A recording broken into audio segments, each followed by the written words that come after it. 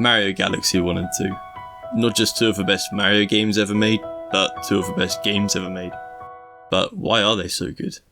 The music, fucking music. Alright guys, that's the end of the video, thanks for watching. No, seriously, the music in these games is amazing. But it's not just the soundtrack alone that makes them so good, but the way it complements the gameplay and atmosphere in so many different ways. According to the internet, Mario Galaxy 1 and 2 have a combined total of 91 different galaxies, with each one being unique in its own way.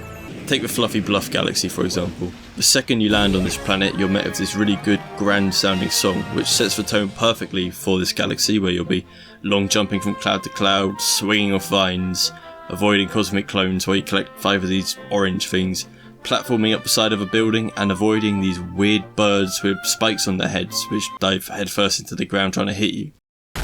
And then you've got Starshine Beach, which starts with a much slower, more relaxing song playing, which fits with this less linear galaxy, where you'll be looking for 5 silver stars, walking around on Yoshi, running on water on Yoshi, floating in the air on Yoshi, and avoiding this piece of shit on a cloud, which throws spinies at you.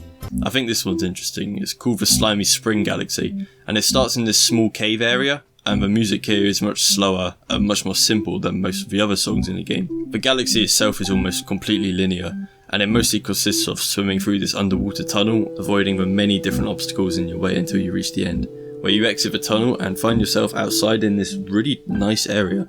The music that's been playing throughout the rest of the galaxy doesn't play here, and in a game where the soundtrack is such a major feature, you know it's a special moment when it's not playing. It's just you, the birds chirping, and this really nice sun. Just look at it. Look how nice it looks. But despite how many different galaxies there are, there's always been one that stood out to me more than any of the others. And unless you haven't read the title of the video for whatever reason, you probably know that it's the Cosmic Cove Galaxy from Mario Galaxy 2. But why is it so good? The music. The Cosmic Cove music is one of the best things I've ever heard. It sounds so peaceful and so magical, and just when you think you've heard it all, it hits you with this bit.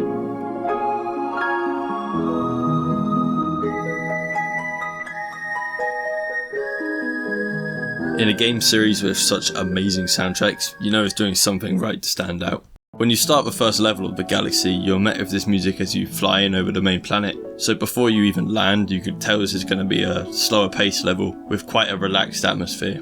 You begin on this small beach before heading off into the water to progress through the level. On the beach there is this massive penguin, as well as a Koopa Trooper who drops his shell when jumped on. This shell makes you swim much faster and makes it easier to deal with these enemies, which are apparently called snoodles. They try and move into your way as you swim along, but they're easily defeated by shining the light projected from your shell into their eyes. You can also choose not to use the shell, and although you'll move much slower, it gives you a good opportunity to look around a bit more. There are a bunch of penguins in the water, which will tell you stuff when you get near them, and there's also a sling star, which will give you a nice look at the planet when you use it. It doesn't take long for the bit that you swim through to open up into this larger area. The comet medals found here, as well as this hungry Luma, which will transform into a launch star after being fed some coins, but more on that later. There are very few enemies here as well. The only ones which can get in the way are these things that skate around on the water, but to actually die in this level, you basically have to go out of your way to do so. As you explore the area, it probably won't take you long to find this big red button, and if you ground pound on it, all the water in the level will turn into ice. And you know what this means? You can fucking ice skate. All Mario's jumps look and feel different when ice skating as well, and most importantly you can now wall jump up frozen waterfalls from the floating islands where the star is found.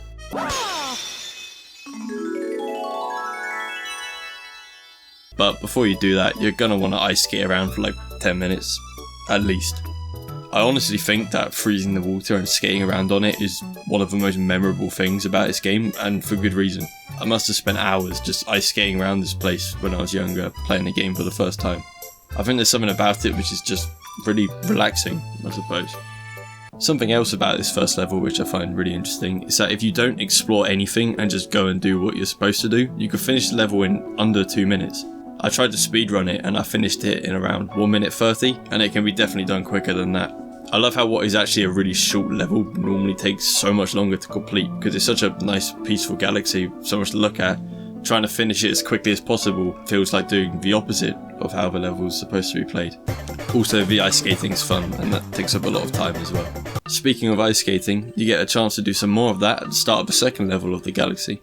You begin on the same beach that you did in the first level, except that the water you swam through previously is now frozen over, meaning that you ice skate along instead. There is also now a Luma trapped on the beach, and Big Penguin tells you to help find the key, so your objective is made clear from the very start. When you reach the end of the ice, you come across a pipe which takes you to this cave, which you play through like a 2D Mario game.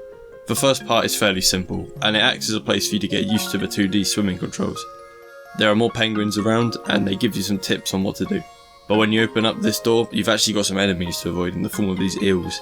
It's not hard to avoid them, but they do resemble that terrifying fucking nightmare eel from Mario 64, so try not to get flashbacks. Despite this section being quite different from the first level, not just because of the 2D gameplay, but also because of the cave setting, it still retains the same peaceful atmosphere that makes Cosmic Cove so special. The water feels so lively with all the different coloured fish swimming around, and there are holes in the wall of the cave, exposing the starry sky behind. I love the small details like these, they just add to the galaxy despite being such subtle additions.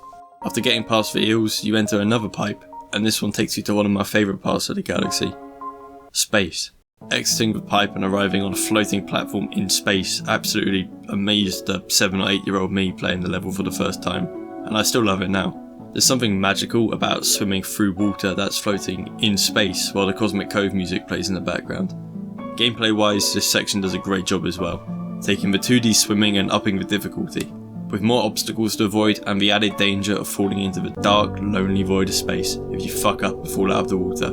This bit really gets going when you've reached the part with moving water, as now you've got to keep up with it as it moves, as well as making sure to swim to the next bit. For your efforts, you're rewarded with the key that frees the Luma trapped on the beach, as well as a pipe which takes you straight back there as well. The Luma then transforms into a launch star before sending you off to meet the one and only, the legendary Captain Toad. Captain Toad points you in the direction of the power star, and then you're once again launched through the air, this time onto a rocky planet with 2 separated sides. The first side of this planet has a spin drill power up, and by this point in the game you already would have come across it in the Spin Dig Galaxy, so you should have a good idea on how to use it. The objective here is to dig through the patches of dirt until you find the one which will allow you access to the other side of the planet. There are these purple guys which will periodically turn yellow and electric, splatting down into the shape of a fried egg in an attempt to hurt you. On the other side there are some more enemies, and this time it's some robot Bowser looking things. You're gonna have to destroy these guys until you find the one which is carrying the key, and this key opens up yet another patch of dirt. Using the spin drill to dig through will release a load of water, allowing you to swim to the star which was previously out of reach.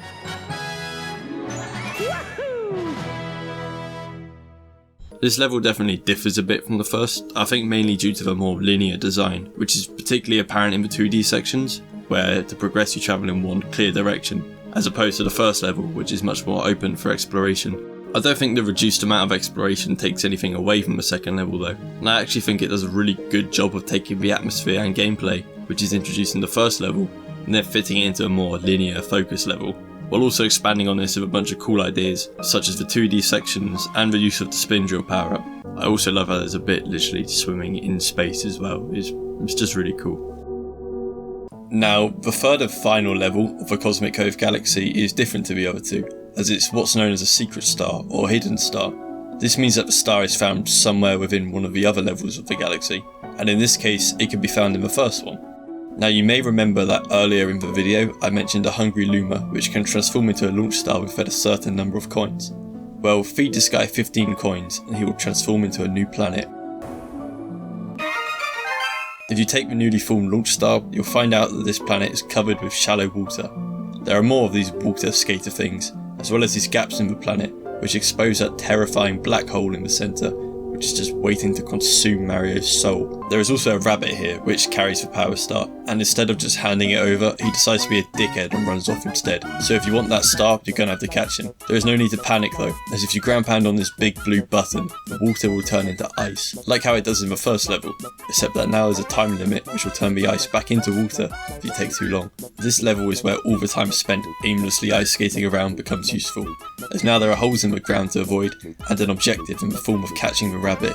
With the extra speed that ice skating gives you and the ice skating experience from the prior levels, it probably won't take you too long to catch the rabbit and get the power star, or at least that's what normally happens. I've found that 80% of the time I catch the rabbit in about 10 seconds, while the other 20% of the time I just end up falling into that scary looking black hole. It's quite a short level, but I think that is a good addition to the galaxy. It's quite a change in pace compared to the other 2 levels, with a higher chance of dying, as well as an objective which requires having to chase and catch something. The lovely Cosmic Cove music even stops during the chase, with the music switching to something which is much faster paced. The thing that I probably like the most about this level is how it makes such good use of the ice skating mechanic, simply by expanding on how it is used in the previous 2 levels. By upping the stakes with holes in the ground, and having something to actually chase after, it feels like a test of your ice skating abilities.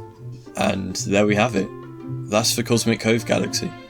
Well, actually there's the green stars as well, and there's not too much to say about them really. The first one is found in the first level, and is located off the side of one of the floating islands. The second and third are in the second level, and both of them are in the 2D space section. I don't remember any of them being that hard to reach, which I think is a good thing. After the agonising experience that getting the second green star on the Flip Out Galaxy was, I gained respect for green stars which aren't painful to get. But yeah, that's the Cosmic Cove Galaxy. Out of the 91 different galaxies in Mario Galaxy 1 and 2, it's this one that's my favourite. But why is that? Why do I love the Cosmic Cove Galaxy so much?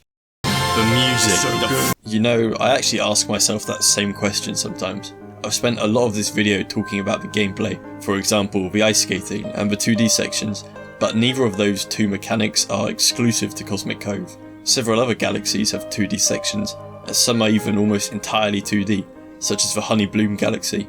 Other galaxies have ice skating as well, like the Freezy Flake Galaxy, which has one of the Chimps challenges centred around the mechanic, and also the Freeze Flame Galaxy from the first game, in which you can ice skate in a race against a cosmic clone of yourself. You can even use the Ice Flower power up to ice skate across lava. I could honestly do a video on this galaxy as well, there's just so much stuff in it.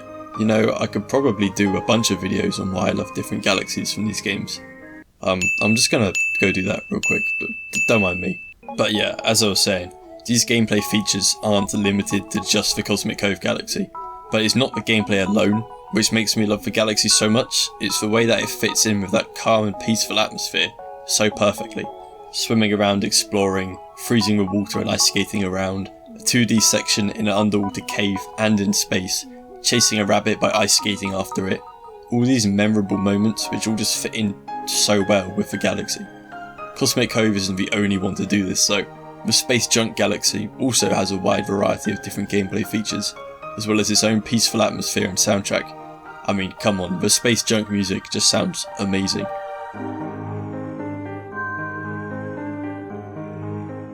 And I think the galaxy in general is amazing too. So why then does Cosmic Cove still stand out for me, more than any other galaxy? Well, I think a reason for this might be nostalgia. I played both Mario Galaxy 1 and 2 for the first time when I was around 8 years old, so they're both very nostalgic for me. But when I was that age, I wasn't very good at them. I was actually quite shit at them, to be honest, so I ended up replaying the earlier levels quite a lot. Because of this, I spent a lot of time on World 2 of Mario Galaxy 2, which is of course where Cosmic Cove is found. I think the peaceful atmosphere really stood out to me, and it was just so much fun exploring the place. I must have played through the galaxy some ridiculous amount of times, and as I mentioned earlier in the video, I spent ages just ice skating around. Every time I played the game, I'd always play through Cosmic Cove at least once, and I do the same whenever I randomly play the game today. It just feels wrong to me if I don't. But yeah, I think that's everything. This has been why I love Cosmic Cove so much, and hopefully I haven't waffled on for too long. I honestly just wanted a reason to talk about Cosmic Cove, and making this video seemed like a good enough reason to me. So thank you everyone for watching, like and subscribe if you want to, and until next time, goodbye.